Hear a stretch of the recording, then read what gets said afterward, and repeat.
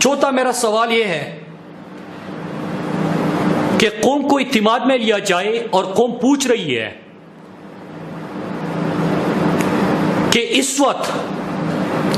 سابقہ فاٹا اور ملاکن ڈویژن کی طرف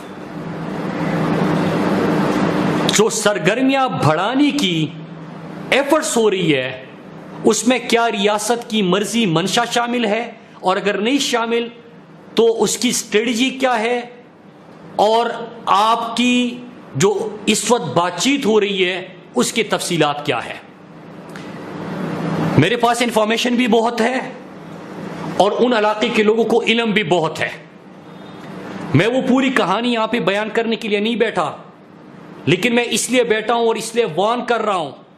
کہ ہم نے 9/11 جو امریکہ کی جنگ تھی اس میں ایک پاکستانی ملوث نہیں تھا، اس میں شرکت